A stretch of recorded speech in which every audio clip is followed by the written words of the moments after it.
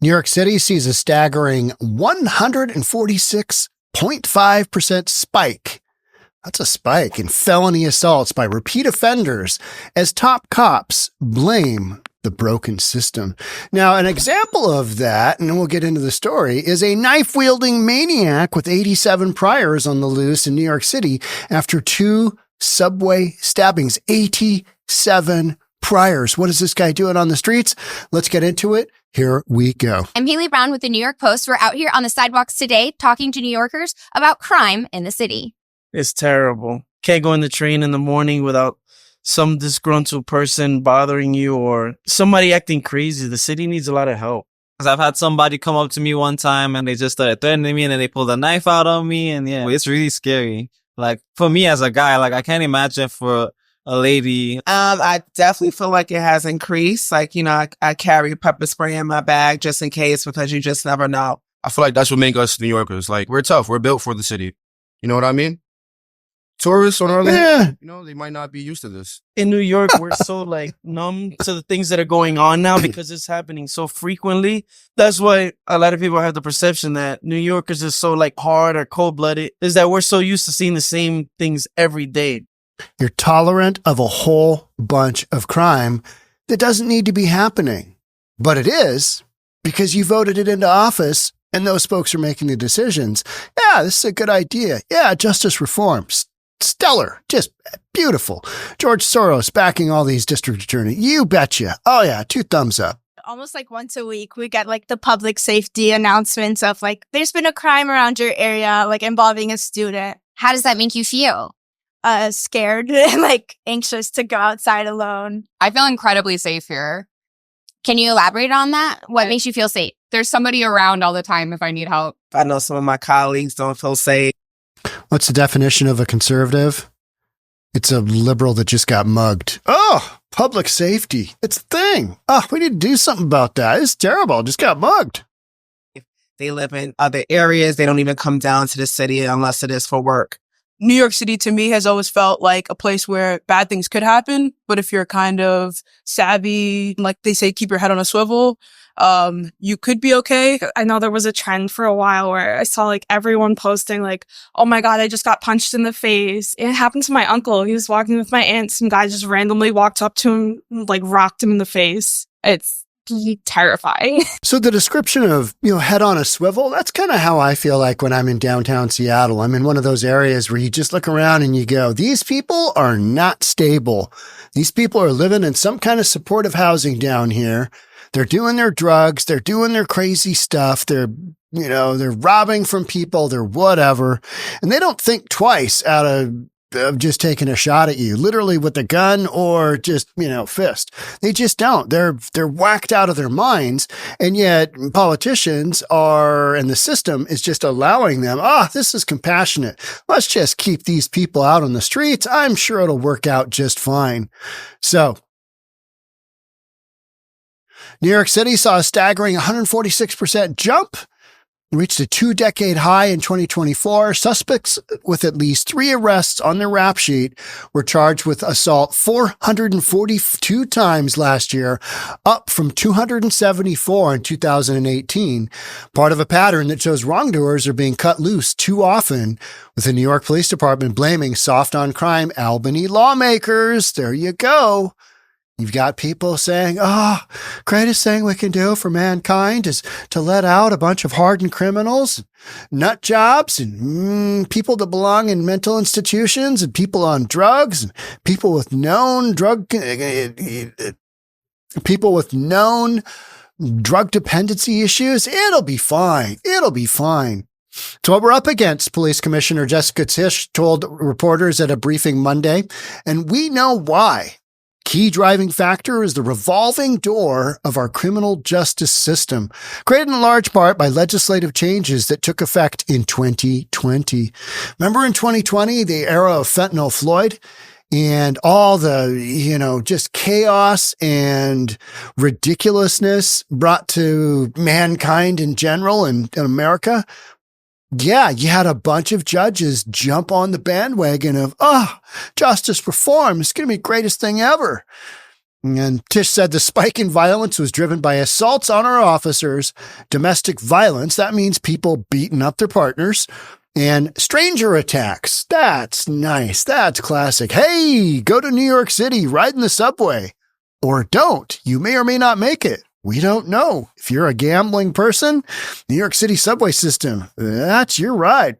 With overall felony assault surging to 29,417 in 24, police brass say the most troubling trend is the revolving door of justice fueled by lenient bail laws that see repeat offenders back on the street and free to commit more crimes.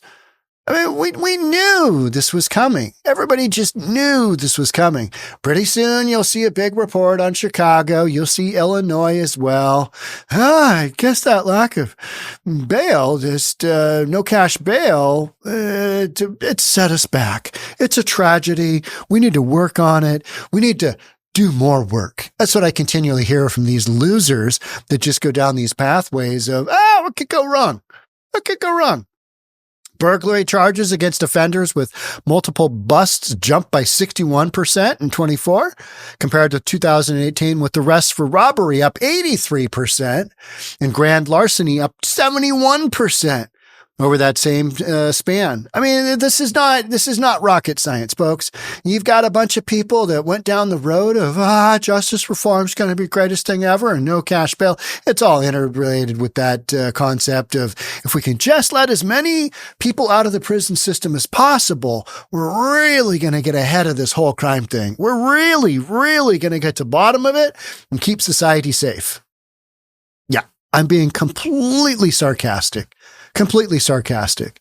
New York City felony assaults to highs not seen in 2 decades. We need Rudy Giuliani back. If he wasn't fighting his bankruptcy, just all kinds of court cases he's had to give up everything, I'd say we bring Rudy Giuliani back. I'd say he can broken window New York City again, do that whole thing, just fix the small broken window and everything else will fall in line, right? Yeah, maybe. And here's a perfect example of what I'm talking about. Knife-wielding maniac with 87 priors on the loose in New York City after 2 subway stabbings, cops say. Knife-wielding maniac. Got Jason action going on, right? 87 priors. Why is this individual not incarcerated? Why is this individual not in a mental institution?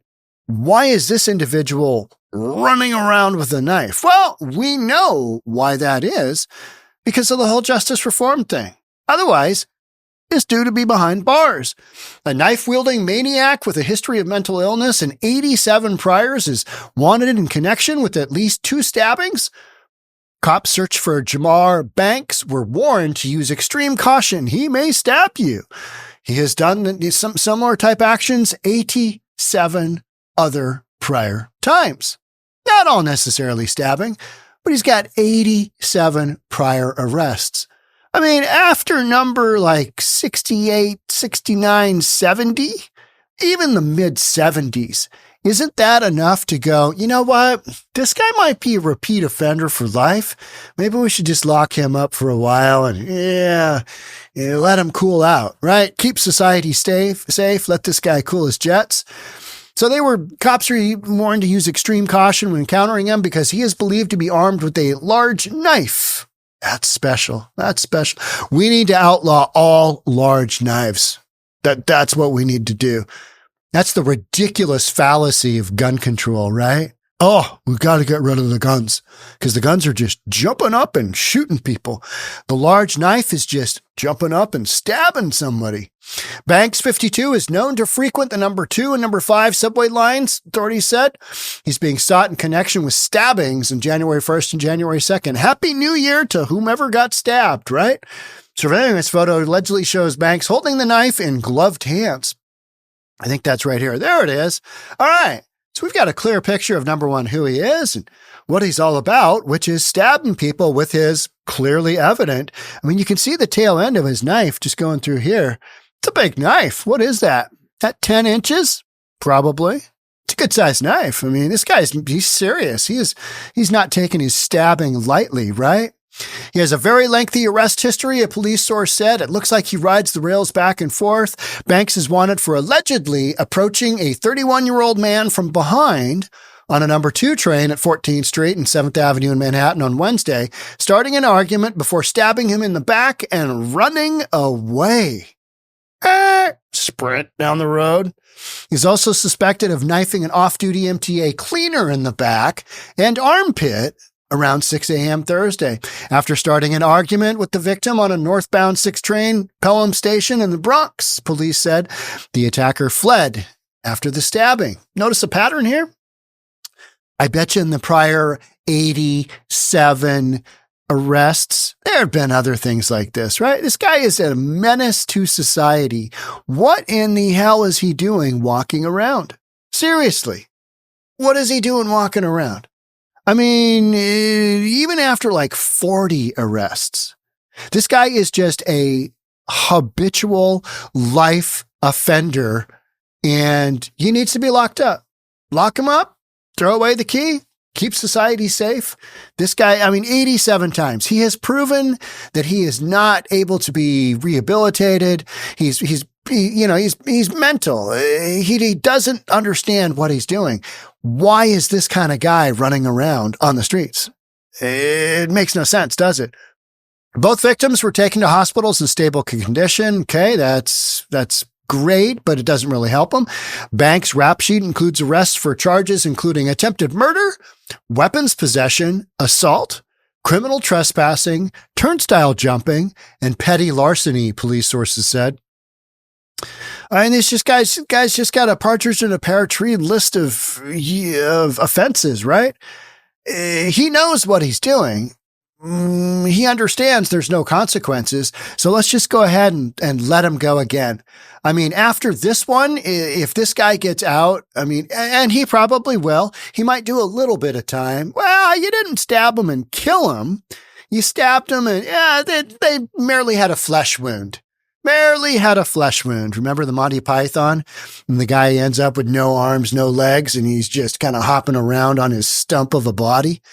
Merely a flesh wound. Banks allegedly stabbed a man in the leg with a kitchen knife in Manhattan, 2022. 26-year-old victim told police he boarded the northbound 2, that his attacker got him on 72nd Street and attempted to sit on his girlfriend's lap. Oh. Yeah, and that's where people are like, you know what? You got to have a head on a swivel. You just got to know where you're at. You got to be aware of your surroundings. Got to make sure that no homeless mental guy with the big, large knife who's got 87 prior arrests is going to sit on your girlfriend's lap. That's what you need to keep an eye out for in New York City. Meanwhile, you've got Governor Hochul just loading up the subway with not only police officers, but National Guard.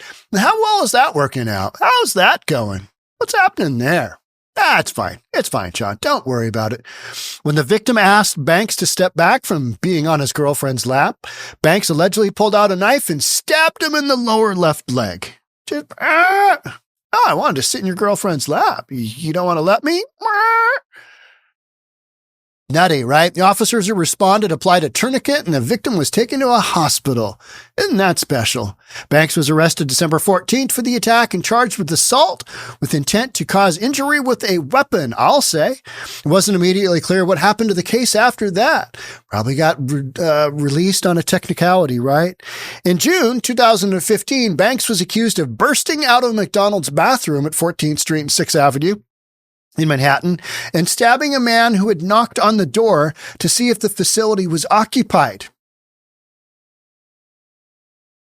Anybody in there? Yeah. Okay, I'll come back later. Guy comes running out and just stabs the poor guy in the back.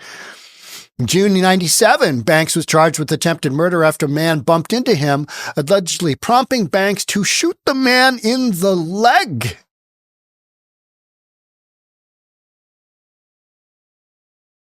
How is this justice reform? How does this make any sense whatsoever?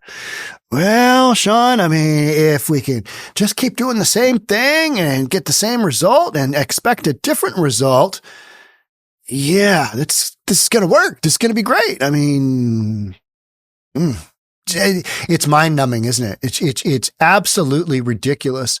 The victim told cops he was walking on East 226th Street in the Bronx when a man bumped into him. He kept walking and was about to go into a store when Banks allegedly opened fire. Hey, you bumped into me. Yeah, I mean, a little wonky, a little mentally wonky. Oh, yeah. Banks, who was 24 at the time, was charged with intent to commit murder, assault with intent to cause serious injury, criminal use of a firearm in the first degree, criminal possession of a weapon in the second degree. You know what? Those charges alone back in the day, you used to get 10 years for, 15 years for, something like that. And now are they even getting charged? Well, I don't have a, criminal defender, attorney. Can't really work out. I got some technicalities with the paperwork. Go ahead. Let's shoot for, arrest number 88. We'll see you back on number 88 there, big guy. Sparky. Yeah. Wild stuff, right? But is this shocking? Is this in any way something you wouldn't expect as a result of justice reform? No, this is the end result. You were watching in real time, and this has been going on for years, right? There's this notion that if we can just empty out all the prisons, it'll be great. Society will be great. Society will be safe. You won't have nut jobs running around stabbing and shooting people willy-nilly at will. Yeah, you will. And I just read about it. All right, that's it for me. Thanks so much for being here. I'll catch up with you in the next one. Bye for now.